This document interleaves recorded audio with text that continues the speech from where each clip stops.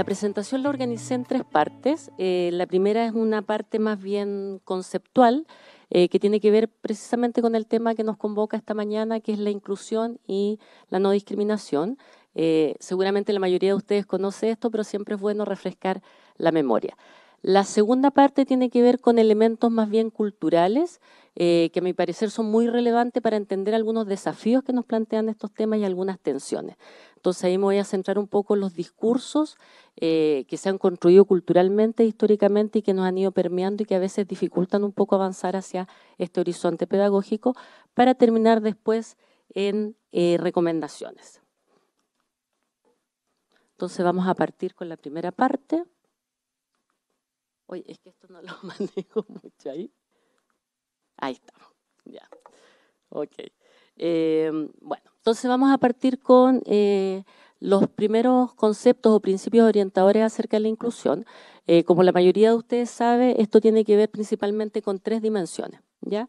La presencia, reconocimiento y pertinencia. La primera, que tiene que ver con la presencia, alude al encuentro real, sistemático y horizontal entre distintas formas de habitar el mundo, entre distintas identidades y culturas. Esta primera dimensión es muy importante porque es la fundamental para que haya inclusión, el que haya dentro de un establecimiento educativo una multiplicidad de formas de estar y una multiplicidad de personas, ¿ya? Sin embargo, las teorías de contacto nos han demostrado que no es suficiente que convivan distintas heterogeneidades, sino que se necesita de una intencionalidad y un contexto que haga favorable esa convivencia. Y por eso tenemos 2 dimensiones más en inclusión, una que tiene que ver con el reconocimiento, es decir, con la valoración, la legitimidad de esas diversidades que están en un espacio educativo. Ahora, cuando hablamos de la legitimidad, es importante revisar lo que no contribuye a la inclusión, que tiene que ver a veces con estigmas, estereotipos, esencialismo, etcétera, ¿ya? Y además de la convivencia de la heterogeneidad, de poder legitimar esas identidades y esas culturas, es importante avanzar a la pertinencia. Y la pertinencia tiene que ver precisamente con propuestas educativas que respondan a la diversidad de identidades y de culturas que tenemos en un mismo espacio. Y este es un tremendo desafío porque esto significa mucha flexibilidad de parte de la comunidad educativa, significa conocer a nuestros estudiantes y además generar espacios de participación para que ellos se sientan representados en las distintas dinámicas, el currículum de la educación, etcétera. Hay varias experiencias muy interesantes, por ejemplo, de profesores de historia con quienes uno ha conversado, que toman la realidad de estudiantes migrantes para incorporar dentro de las asignaturas, por ejemplo, de historia, geografía y ciencias sociales, las realidades de su historia. Por ejemplo, hacer análisis comparativos de las independencias, incorporar elementos de arte, o sea, cómo aprovechamos esa riqueza, ¿ya? Entonces la inclusión implica no solamente que estén en la escuela y una multiplicidad de personas, sino que se reconozca, pero además que ese saber y ese conocimiento, esa cultura se aproveche dentro de los espacios pedagógicos. Ahora, con respecto a la no discriminación y a la discriminación. La no discriminación es el derecho de todos los seres humanos a ser iguales en dignidad, ¿ya? A ser tratados con respeto, con consideración, con participación, sobre bases iguales en cualquier área de vida, en términos económicos, políticos, sociales, deportivos, ahora que estamos con esta fiesta deportiva, y también, evidentemente, en el ámbito educativo, ¿ya? Por el contrario, la discriminación, ¿con qué tiene que ver? Y voy a leer esta definición. Es una conducta de maltrato, desprecio o violencia que también incluye omisión, quienes conscientemente o inconscientemente establecen preconceptos negativos contra otros grupos que dan por resultado la exclusión y la marginación, ¿ya? Las razones de discriminación pueden ser múltiples: motivos raciales, sexo, orientación sexual, políticas, condiciones físicas, etcétera. Y en esta definición, si se dan cuenta, subrayé algunas palabras que me parecen importantes como enfatizar. Cuando uno piensa en discriminación, en general piensa en conductas muy explícitas, muy evidentes, ya de violencia, de maltrato. Sin embargo, hay violencias que tienen que ver precisamente con la omisión. ¿Se escucha bien? ¿Sí? Perfecto. Que tienen que ver con la omisión. Entonces, por ejemplo, el que estemos en una sala de clase en la cual llega un estudiante de Rapa Nui, que tenga un nombre y un apellido desconocido para nosotros, no tan familiar en el continente, y que un curso se ría, ¿ya? Esa es una situación de discriminación. Si el docente no realiza nada, está haciendo un acto por omisión de discriminación. Yo en este momento, para darles otro ejemplo concreto, real, estoy en un proyecto muy bonito de vinculación con el medio, en el cual estamos elaborando un curso de interculturalidad, con 4 pueblos originarios de Rapa Nui, Mapuche, Quechua y Aymara. Y bueno, ellos mismos definen qué es lo que entienden por interculturalidad, están haciendo las propuestas de contenido, y cuando llegamos al tema de discriminación, uno de los que participa en este proceso dijo, porque yo les pregunté, bueno, ¿cuáles son las situaciones mayores de discriminación que han vivido?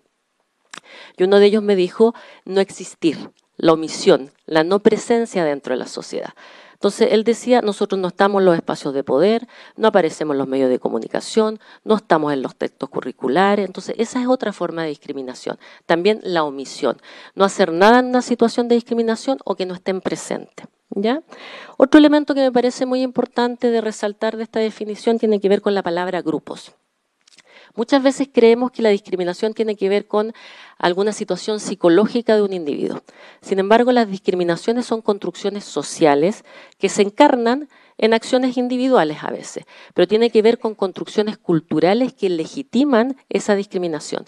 Si la sociedad de alguna manera no la legitima y no hay un control social frente a eso, esas discriminaciones no operan. Entonces es muy importante entender cómo estamos funcionando como sociedad, porque la escuela no está ajena al espacio social.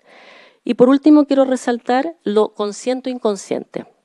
Recién conversábamos acá con Paz que a veces no nos damos cuenta de muchos actos de discriminación que cometemos, ¿no? Por lo tanto, operan muchas veces cosas que decimos, formas de actuar. Incluso yo que trabajo en estos temas, de repente me veo diciendo cosas y yo digo, pucha, recorcholis, como dirían el chapulín. Entonces, también es importante revisar y estar muy atento a lo que decimos, cómo nos comportamos. Y aquí les traigo un ejemplo muy práctico. Hoy día en el Festival de Viña, por ejemplo, nadie se atrevería a hacer un chiste en contra de las mujeres, en contra de los migrantes, en contra de los discapacitados, ¿verdad? Porque hemos avanzado socialmente en entender que esos son actos de discriminación. Sin embargo, hace décadas atrás nos reíamos sin ningún problema de esas personas, ¿no? Y era porque inconscientemente no nos estábamos dando cuenta que esos mensajes eran actos de discriminación.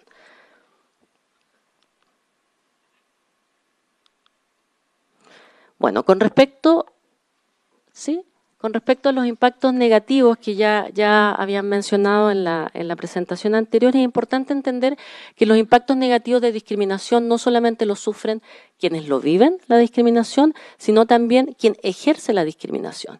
Quienes viven la discriminación interiorizan estereotipos de inferioridad acerca de su cultura, acerca de su identidad, lo cual afecta la autoestima, la motivación, genera temor, genera inseguridad y evidentemente esto impacta en su proceso de aprendizaje, lo cual a su vez impacta en su trayectoria escolar y afectando su trayectoria escolar va a afectar sus trayectorias de vida, seguramente sus trayectorias laborales, su participación social en la sociedad, su participación política, etc. Y por otro lado también tiene un impacto negativo en quienes ejercen la discriminación, porque ellos se están negando la posibilidad de conocer otras formas de estar en el mundo, de enriquecerse con otras experiencias diferentes. Y por otra parte, quien ejerce una discriminación está demostrando que tiene una estructura de pensamiento rígida y estereotipada que finalmente le va a afectar seguramente en muchos ámbitos de su desarrollo. Con respecto a qué grupos hace referencia a la inclusión y no discriminación. ¿Y por qué planteo esta pregunta? Porque muchas veces en los medios de comunicación o a veces algunos profesores, yo he escuchado que les incomoda un poco que estemos centrándonos en ciertos grupos, ¿ya? Y resulta que la inclusión y la no discriminación abarca a todas las personas, es garantizar la igualdad de trato de todos, todas, todes. Sin embargo, evidentemente, cuando hablamos de estos temas, el foco se coloca en ciertos grupos que históricamente han vivido situaciones de desigualdad, situaciones de desventaja o han sido objeto de discriminación. ¿Ya? Pero reitero la importancia de señalar que la inclusión y la no discriminación nos incluye a todos. Debe ser una garantía del Estado, una garantía del sistema educativo, incluso a los docentes, no solamente al estudiantado. ¿Ya? Sin embargo, dada la historia de desigualdad y sobre todo en países como los nuestros, que ha habido mucha desigualdad, en América Latina también, el foco solemos colocarlo en ciertos grupos. ¿Y en qué grupos, por ejemplo? En estudiantes en condición de pobreza, mujeres, migrantes, discapacidad, etcétera. ¿Ya? Con respecto a la segunda parte de la presentación que yo les mencionaba, a mí me parece muy importante todos estos temas de inclusión y no discriminación que sean situados históricamente y culturalmente. En la medida que nos revisemos en cómo ha permeado en ciertas narrativas y ciertos discursos, vamos a poder ir avanzando en el ámbito educativo en estas temáticas. Entonces, quiero plantear uno de los desafíos que a mí me parecen muy relevantes de abordar, que tiene que ver con la distancia que existe muchas veces en las normativas, en las leyes. Como señalaba anteriormente, efectivamente hemos avanzado mucho en acuerdos internacionales, en leyes, decretos, circulares. Sin embargo, a veces nos encontramos con una distancia entre el deber ser, la regulación y la comunidad educativa, ¿ya? Y las leyes no existen en la medida que no se materializan y sobre todo si no le hacen sentido a la comunidad educativa. Eso es muy importante. Estos temas no tienen que ser temas impuestos externamente, sino que tiene que ser una necesidad de la comunidad educativa y para eso tiene que tener sentido. En ese sentido es importante preguntarse cómo acercamos estos niveles, no solamente desde la comunidad educativa, sino también desde la sociedad, desde el Ministerio de Educación, desde la academia, que es donde vengo yo. Y a mí me parece que uno de los elementos que nos puede ayudar a avanzar en esa línea de acercar estos mundos tiene que ver con problematizar y sobre todo dialogar sobre estos temas. Son temas que tenemos que conversar en los espacios, en los consejos de profesores, en todas las instancias que podamos, en la sala de clase evidentemente, y conversar sobre qué está pasando en nuestro país con estos temas, qué está pasando en mi escuela, qué me pasa a mí con estos temas. Eso es muy relevante. Yo me siento incómoda con este tema. No lo entiendo, si no lo entiendo, puedo preguntar, me da vergüenza preguntar. Es importante saber cómo represento yo a la otredad, cómo represento la diversidad, cómo la represento no solamente racionalmente, sino también emocionalmente, desde el cuerpo, desde la guatita, como decimos acá en Chile, ¿no? O sea, ¿qué me pasa a mí, por ejemplo, si yo voy caminando por la plaza y encuentro a dos mujeres que se están besando? ¿Qué me pasa a mí, por ejemplo, si tengo un problema del cable y llamo por teléfono y me responde un extranjero? O sea, es importante que nosotros seamos capaces de revisar qué es lo que nos está pasando con estos temas para que podamos avanzar efectivamente a una inclusión y no discriminación, y también revisar cuáles son las exclusiones y discriminaciones que han existido históricamente, que son las que de alguna manera nos permean, nos influyen y hacen que a veces, sin darnos cuenta, tengamos ciertos actos de discriminación. Y en ese sentido quiero partir con un concepto que está íntimamente relacionado con la inclusión y la no discriminación, que tiene que ver con las diversidades. El concepto de las diversidades es un concepto con múltiples significados, muchas acepciones, en general como los conceptos de las ciencias sociales, pero hay un autor que me gusta mucho, que lo pueden leer, que es Stuart Hall, que propone dos grandes distinciones de las diversidades y que me parece bastante útil para lo que estamos conversando en este momento.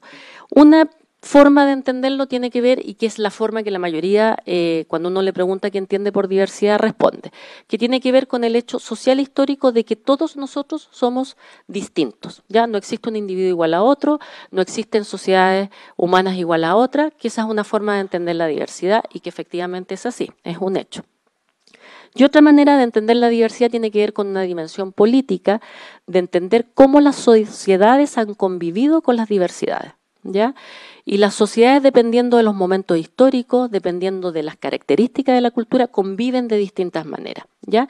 Y esa convivencia, esa forma de entender las diversidades tiene que ver con relaciones de poder que a veces se traducen en desigualdades y en discriminaciones, y que es importante tenerlo a la mano, tenerlo presente, sobre todo porque nosotros somos hijos de nuestra historia y de nuestra cultura, y a veces no nos damos cuenta que portamos esas narrativas que pueden ser muy discriminadoras y muy excluyentes.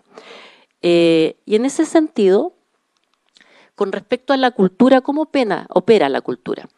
En relación a lo ajeno, en relación a los extraños.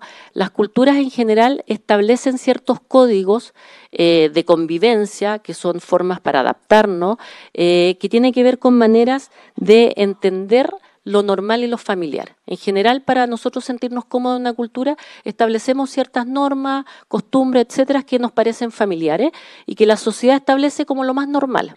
Y eso que nos parece normal, nosotros lo establecemos como algo que es lo ideal, que es lo dominante, que es lo sano, que es lo bueno, etc.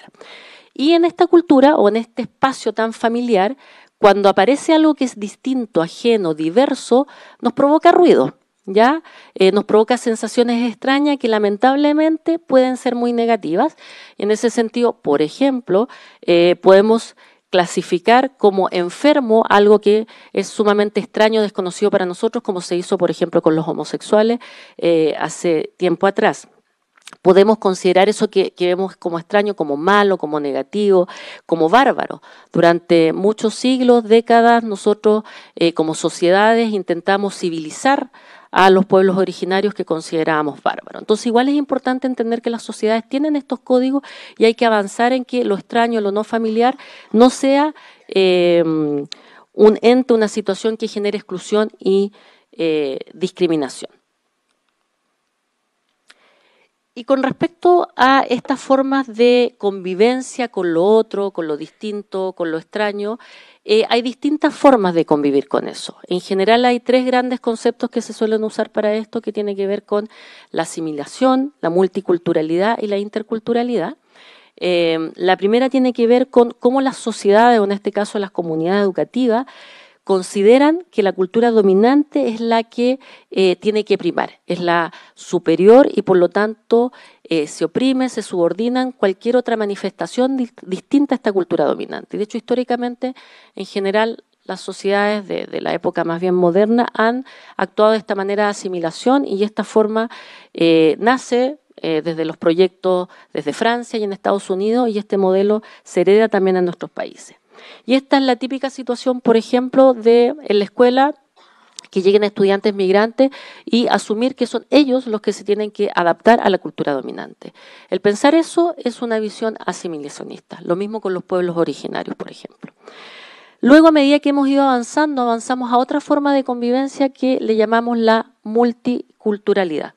Perdón, gracias. Se fue yendo para atrás, no sé por qué. Es muy sensible. Ya, muchas gracias por avisar. Con respecto a la multiculturalidad, que es otra forma de convivencia, tiene que ver con la coexistencia armónica entre las distintas formas de estar en el mundo, entre las distintas identidades, las distintas culturas, pero sin intencionar necesariamente el diálogo y dar cuenta de las desigualdades que se caracterizan. Entonces, la típica forma de tolerancia, el concepto de tolerancia tiene varias acepciones, pero esta tolerancia que se entiende como de respeto, pero hacia distante. O sea, sí, no, yo no tengo ningún problema con los transexuales, pero ojalá no estén en mi sala de clase, no tengo ningún problema con los estudiantes en condición de pobreza, pero que no lleguen a la sala de clase porque van a bajar el nivel. Entonces, es una aceptación, pero lejos y que no invada, entre comillas, mi espacio ni las reglas de la cultura dominante, ¿ya? Y después tenemos el enfoque de interculturalidad, que es el que esperamos, hacia donde esperamos avanzar, que se acerca evidentemente al concepto de inclusión, que tiene que ver con reconocer las diferencias, promover el diálogo y también una reflexión crítica de cómo convivimos con los otros y cómo históricamente ha sido eso, ¿ya? En ese sentido, la interculturalidad requiere intencionar una práctica de reconocimiento, de problematizar, de dialogar y de reconocer la riqueza que tienen otras identidades y otras culturas. Entonces, para ir cerrando la idea de las diversidades, es importante entender que las diversidades van variando, ¿ya? Van variando según los momentos históricos, según las culturas, lo cual significa una apertura constante de la docencia y de la comunidad educativa. Hoy día lo que es diverso mañana puede ser ya no llamado diverso porque va a significar que en la sociedad, en la cultura chilena, en la comunidad educativa, ya no llama la atención, es parte de lo cotidiano, es parte de lo que denominamos normal, y también seguramente lo que está pasando es que hoy día están emergiendo algunas diversidades que hoy día no nombramos ni conocemos. Entonces, esto exige mucha flexibilidad y mucha apertura de parte de la comunidad educativa y de la sociedad en general. Ahora, con respecto a esta idea de las narrativas que quiero insistir, que me parecen muy importantes para preguntarnos de qué manera esos discursos se traducen en los contenidos que enseñamos, en las formas que tenemos de relacionarnos en la escuela. Tenemos históricamente la construcción del Estado-Nación. ¿Ya? La construcción del Estado-Nación se fundamenta en ciertos principios de unificación política, ¿ya? Y esa unificación política lo que hace precisamente es suprimir la multiplicidad de diversidades. Y eso lo sabemos y está muy ejemplificado con los pueblos originarios, ¿no? Se suprime, se controla y nosotros somos parte de esa historia. Entonces, muchas veces, como quizás en el curso de historia o en otros cursos, cargamos esta idea de unificación política sin darnos cuenta que en este afán de cohesión, de adaptación cultural, no estamos considerando, estamos discriminando y estamos invisibilizando a muchos grupos. También tenemos discursos de la modernidad, que son discursos sumamente importantes de avance, pero que sin embargo también a veces chocan con los principios de diferencia. Tenemos el principio universal de ciudadanía, en el cual reconoce la igualdad de personas, no hay personas de primera ni de segunda clase, por lo menos formalmente, y esta forma de entender que todos somos iguales también a veces hace que no nos demos cuenta que esa forma de pensar en la que todos somos iguales también es una forma de discriminación. Muchas veces uno conversa con los docentes y dice, no, yo la verdad que nunca discrimino en mi sala de clase porque yo los trato iguales. Sin embargo, en esa sala de clase puedes tener a alguien con silla de rueda, puedes tener a alguien, un estudiante extranjero, puedes tener a alguien con otra orientación sexual, etcétera, y sí necesitamos hacer ciertas diferencias para generar la inclusión y la no discriminación. Entonces es importante tener ojo cuando decimos que todos somos iguales y efectivamente aquí tiene que convivir no de manera tensionada el principio igualitario con el principio de la diferencia. Y por último, bueno, tenemos la escuela moderna, ¿no? La institución de la escuela, que también fue un avance porque democratizó la escuela, ya a diferencia de lo que había antes, también es una institución que se funda en un discurso de la normalización. ¿Ya? Todos pasamos por la escuela, ustedes se formaron también con esta narrativa en la cual se busca la igualdad de los estudiantes, pero esta igualdad se malinterpretó de alguna manera como homogeneidad. ¿Ya? Y eso significa que cualquier diferencia, cualquier estudiante que sea distinto lo vivimos muchas veces como amenaza. ¿Ya? Y para ir cerrando el tema de los discursos que me parecen relevantes para ir pensando de qué manera nos permean y practicamos eso, hay 3 expresiones discursivas que son muy dañinas para el tema de la inclusión y la no discriminación. Uno que podemos llamar el otro como fuente de mal, en la cual muchas veces, y esto se ve harto a veces en los medios de comunicación, que el otro es la demonización. ¿Ya? O sea, todos los problemas que tenemos en nuestra sociedad son culpa de los otros distintos. No tenemos problemas de empleo, de educación, porque claro, porque llegaron los estudiantes migrantes, tenemos problemas con la institución de la familia, porque las feministas, los homosexuales, etcétera. Entonces es una narrativa muy negativa, muy antagónica, en la que creemos que las dificultades que no hemos resuelto como sociedad son responsables otros. Y es importante revisar eso, y en ese sentido debemos hacer el ejercicio de reconocer siempre de que las diversidades siempre tienen una riqueza que aportar. La persona de condición de pobreza tiene un aporte, tiene un valor. El migrante también lo tiene. Entonces, ¿cómo problematizar esta forma de pensar que el otro posee todo el mal y es culpable de las problemáticas que tenemos en nuestra sociedad? Otra forma de pensar que a veces también cometemos es la idea que acá ponemos como marca cultural. Uy, yo no sé por qué se mueve ahí. No sé por qué se mueve, en fin. Otra tiene que ver con la marca cultural, que es pensar que todos son iguales, ¿ya? Entonces pensamos, por ejemplo, que los migrantes son iguales, que las mujeres son iguales, que los mapuches son iguales, que las personas Rapa Nui son iguales. Sin embargo, no son grupos iguales. Es como pensar que los chilenos y las chilenas somos todos iguales. Si yo les digo somos todos iguales, evidentemente todos ustedes me van a decir que no es así. Entonces también es importante entender las complejidades de las identidades y de las culturas, y para eso hay un concepto muy interesante que es el de la interseccionalidad, que viene a aportarnos la multiplicidad de identidades que cada sujeto, sujeta, sujete carga, y sobre todo cuando son identidades de discriminación que interactúan entre sí para dar cuenta de una experiencia particular, que no es la suma de desigualdades, sino que es la articulación de discriminaciones que confluyen en experiencias particulares. Entonces, en ese sentido, la invitación cuando, con las mejores de las intenciones, generamos una práctica curricular o hacemos algo pensando a priori que son todos iguales, es importante ir revisando las características de nuestros estudiantes.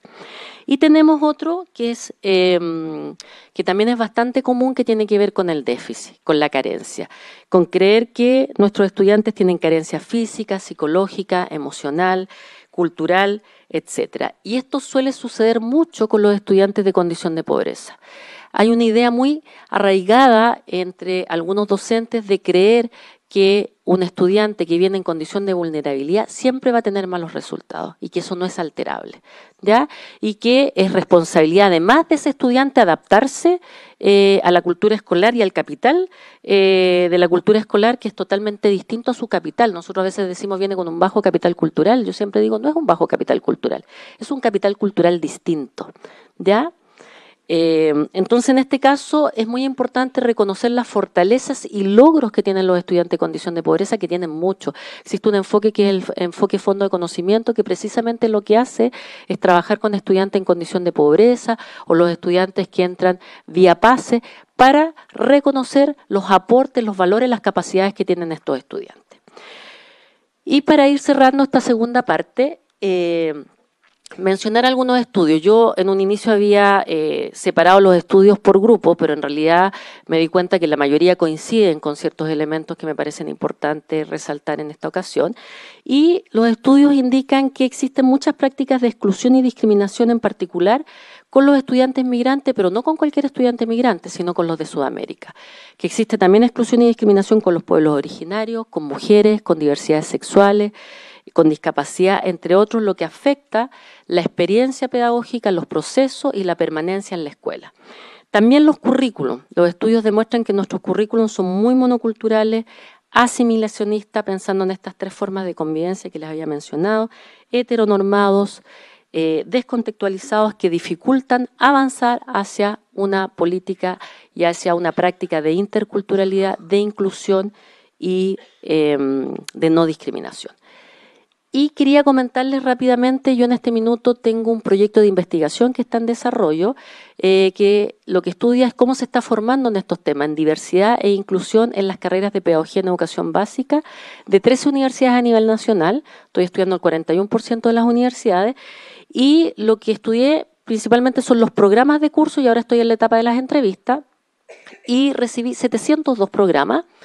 Revisé esos 702 programas, solamente el 3% de los programas tiene el tema de diversidad, lo cual es muy poquitito. El 29,8% menciona alguna palabra que tiene que ver con esto, o sea, no sé, cursos de didáctica de ciencias naturales, de evaluación, etcétera, menciona inclusión, diversidad, etcétera, pero generalmente lo menciona en la descripción del curso o en las competencias, ¿ya? Y no necesariamente se ve reflejado después en el programa, en los contenidos, en los resultados de aprendizaje, en la evaluación, en la metodología. Entonces, esto evidentemente nos está develando que estos temas están tensionados porque no estamos formando en la materia. Entonces, los docentes que están ejerciendo tienen que aprender ellos mismos en la práctica cómo hacer y cómo vivir una práctica intercultural de inclusión y discriminación. También cuando revisé el tema de las palabras que más se mencionan, el 30% de las palabras que se mencionan es diversidad. Cuando empezamos a revisar los grupos que históricamente han estado en mayor posición de subordinación, se menciona más o menos el 10% género, indígena, necesidades educativas especiales, luego diversidad cultural, y después va bajando condición socioeconómica, baja mucho más diversidad sexual, 601, o sea, 38 programas de 702 abordan la diversidad sexual, muy poquitito. Etario, religión, migrante, solamente el 3% de los cursos, 19 cursos de 702. Y la palabra afrodescendiente apenas en el 0,3, o sea, 2 cursos de 702 mencionan a los afrodescendientes. Entonces, evidentemente aquí hay un tema pendiente que tenemos que abordar. Quedan las recomendaciones que quiero hacer. No sé si estamos bien o si no avanzo en la primera y avanzo en esta y quedan 2 más. Ustedes me dicen. ¿Sí? Ya, perfecto. Entonces, para ir cerrando con respecto a las recomendaciones. Lo más importante, que ya lo había mencionado, estos temas que están conversando tienen que tener sentido para ustedes. Si no tienen sentido, si no les resulta importante, si no hay una necesidad interna de la escuela, si ustedes se enfrentan a estudiantes con diversas orientaciones sexuales, transexuales, pueblos originarios, discapacidad, y no lo sienten como necesidad, las circulares, las leyes no van a poder funcionar. ¿Ya? Entonces, muy importante que ustedes piensen la relevancia que tiene esto. Y miren las paradojas de la vida, porque lo que se requiere en estos temas es precisamente pedagogía.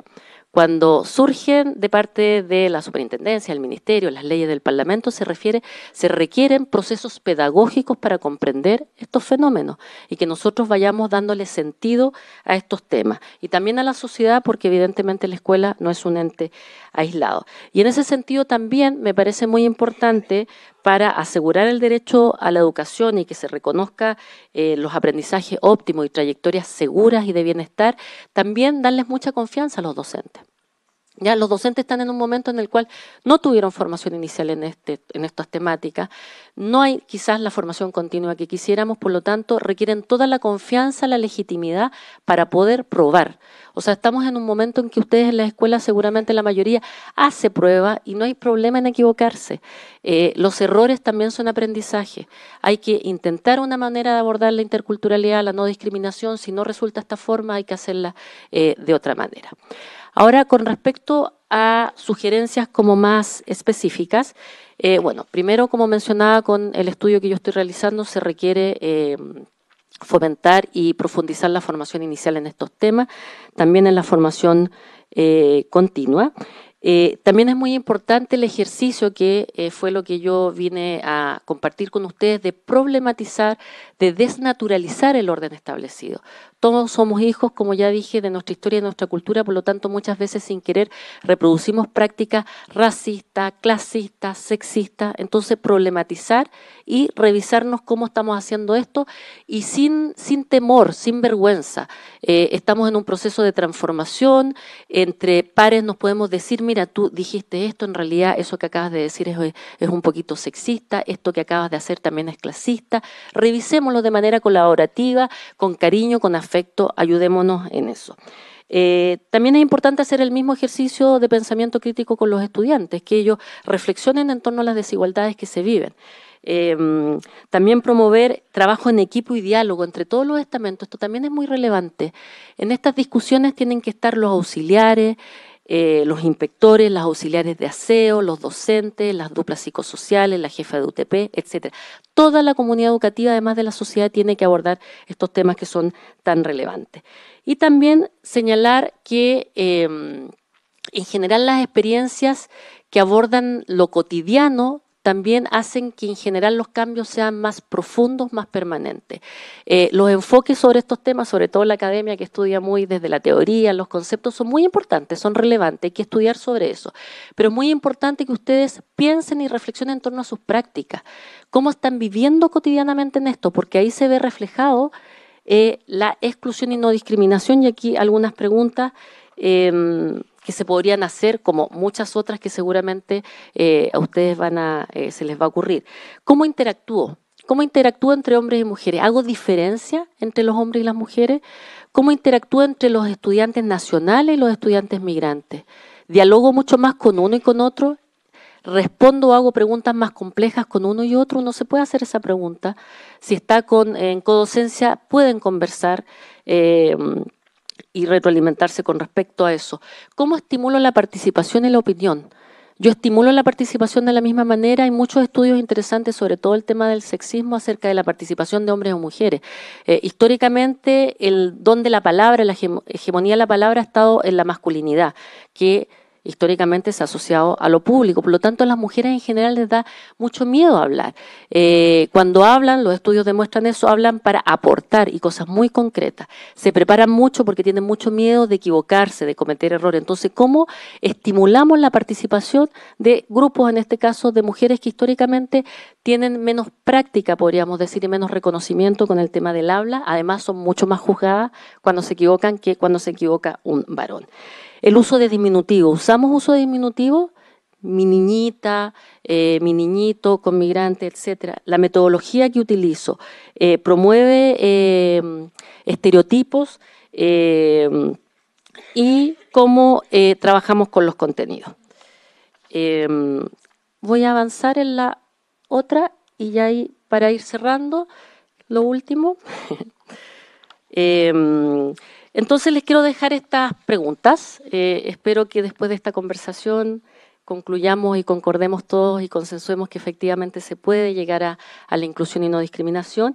Y la pregunta es si podemos pensar en los otros desde la inclusión y no discriminación sin reducirlos a un problema, convertirlos en amenaza o un peligro. ¿Podemos conocerlos sin declararlos de antemano diferentes o extraños, inferiores o atrasados? Cada uno de nosotros vive por diferencia hacia los otros, pero no en oposición a los otros. Hemos aprendido a excluir y a discriminar, por lo tanto, de la misma manera podemos aprender a generar espacios de bienestar, espacios interculturales de no discriminación. Y en ese sentido, la educación es un espacio fundamental, al igual que el apoyo de la sociedad, evidentemente, para generar espacios y aprendizajes de inclusión. Así como es tan importante aprender a escribir y a leer, es igual de importante aprender a no discriminar, a reconocer al otro y valorar la diferencia. Muchas gracias.